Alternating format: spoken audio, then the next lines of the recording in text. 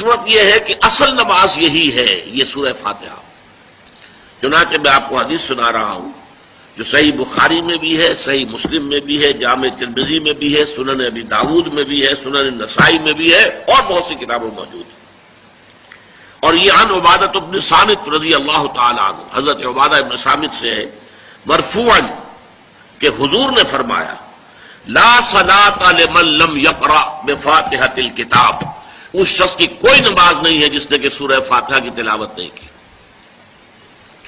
اب اس سے ہمارے ہاں ایک بڑا اختلاف پیدا ہوا، وہ نوٹ کر لیجئے۔ ایک رائے یہ ہے آپ اگر علیحدہ نماز پڑھ رہے ہیں تو ظاہر بات ہے کہ آپ کو ہر رکعت میں خود پڑھنی ہی پڑھنی ہے سورہ فاتحہ۔ جب باجماعت پڑھ رہے ہیں اب کیا شکل، امام پڑھ رہا ہے سورہ فاتحہ تو کیا مقتدی کو بھی پڑھنی چاہیے؟ اس حدیث میں جو الفاظ کی شدت ہے اس کی بنا پر رجحان یہ ہوتا ہے کہ یقیناً اس صورت میں ہر شخص کو لا صلاۃ لمن لم یقرأ بفاتحۃ الکتاب، جس نے کہ فاتحہ کی تلاوت نہیں کی، قرأت نہیں کی، اس کی کوئی نماز ہی نہیں۔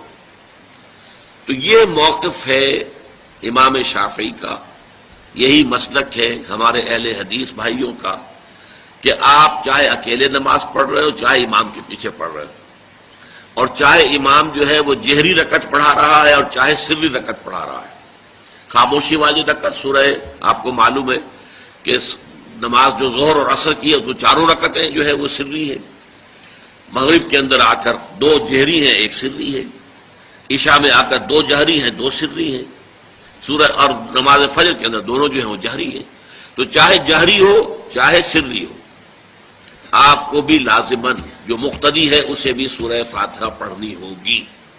اب اس کے لیے انہوں نے یہ طریقہ جو ہے تلقین کیا ہے کہ امام تیزی سے نہ پڑھے، رک رک کر پڑھے الحمدللہ رب العالمین، اس کے بعد اتنا وقفہ دے دے کہ جو مقتدی ہے وہ بھی کہہ لے اپنے دل میں یا پڑھ لے الحمدللہ رب العالمین الرحمن الرحیم۔ تو یہ رک رک کر پڑھنا، خاص طور پر اگر آپ کو موقع ہوا ہو کسی اہل حدیث امام کی امامت میں نماز ادا کرنے کا تو آپ دیکھیں گے کہ بڑا فرق ہے۔ ہمارے جو حنفی امام الحمدللہ رب العالمین الرحمن الرحیم مالک یوم الدین ایاک نعبد و ایاک نستعین، چار آیتیں جو ہیں وہ بھی ایک ساتھ میں پڑھ جائیں گی، لیکن یہ کہ عام طور پر جو اہل حدیث حضرات ہیں وہ رک رک کر ٹھہر ٹھہر کر پڑھتے ہیں، ترتیل کے انداز میں پڑھتے ہیں۔ یا پھر دوسری شکل انہوں نے ایک اور کی ہے، یہ آپ سعودی عرب میں جب کبھی نماز پڑھیں گے اور آپ پڑھی ہو آپ نے تو وہاں آپ دیکھیں گے کہ امام جو ہے وہ سورہ فاتحہ پڑھنے کے بعد کوئی 1 منٹ جو ہے خاموش رہتا ہے تاکہ آپ اب جو مقتدی ہیں وہ اس وقفے میں وہ اب سورہ فاتحہ پڑھ لیں، پھر وہ قرات کرے گا، کوئی اور آیات اس نے شامل کرنی ہے تو بعد میں شروع کرے گا، درمیان میں وقفہ ہوگا۔ لیکن ایک مسلک یہ ہے، اور یہ مسلک جو ہے یہ در حقیقت قرآن مجید کی ایک آیت کے اوپر مبنی ہے۔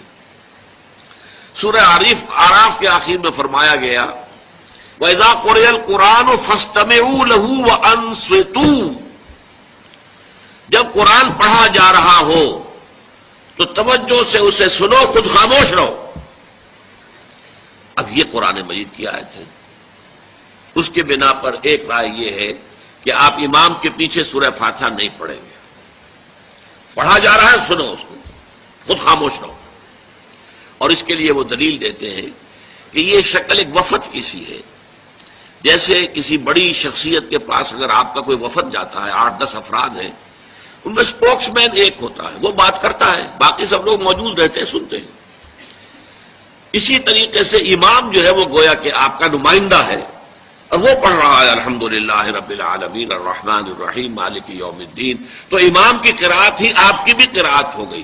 گویا کہ اس آیت سے، اس حدیث سے اختلاف نہیں ہے، اس کی تعبیر سے اختلاف ہے کہ امام کا قرات کر لینا در حقیقت مقتدیوں کی طرف سے بھی قرات ہے۔ اس میں جو حنفی مسلک ہے وہ بہت سخت ہے، اور وہ یہ ہے کہ چاہے سری نماز ہو اور چاہے جہری ہو، ہر کسی بھی حالت میں مقتدی جو ہے وہ سورہ فاتحہ نہیں پڑھے گا۔ اب اس میں ذرا سا سوال پیدا ہوتا ہے کہ جہری رکعت میں تو اس آیت کا اطلاق ہو جائے گا کہ وَإِذَا قُرِئَ الْقُرْآنُ فَاسْتَمِعُوا لَهُ وَأَنصِتُوا، سری میں تو اس آیت کا اطلاق نہیں ہوتا۔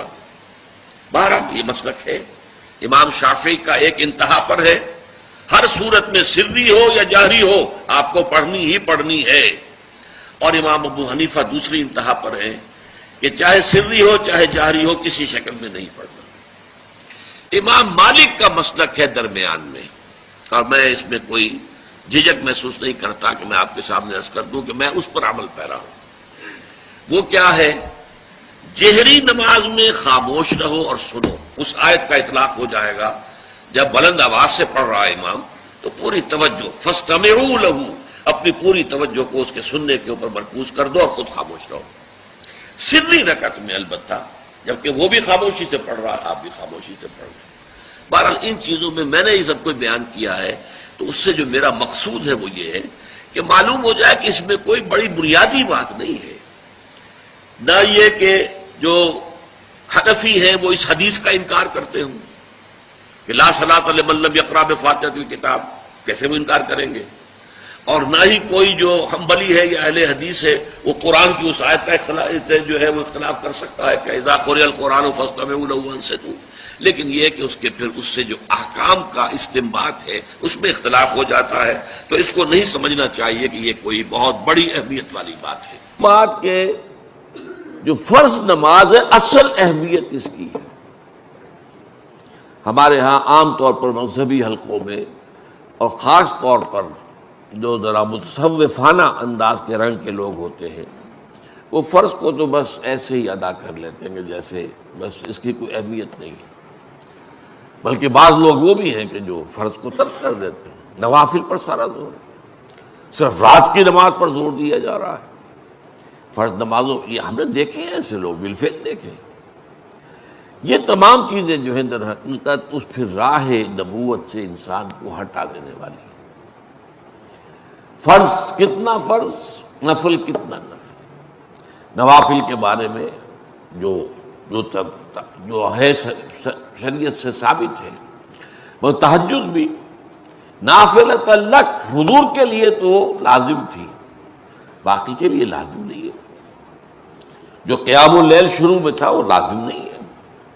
ہاں رمضان مبارک میں اس کی تشویق ہے، ترغیب ہے، وہ خاص ایک مہینہ ہے، اس میں دن میں کھانا پینا جو ہے وہ حرام کیا گیا، تو رات کو 2/3 رات یا 1/3 کم سے کم 1/3 رات جاگو اللہ کے قرآن کے ساتھ، اللہ کی کتاب کے ساتھ۔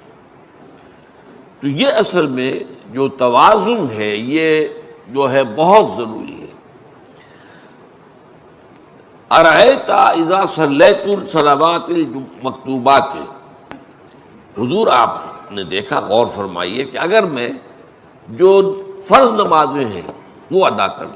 اب مثلا ایک حدیث مجھے اور یاد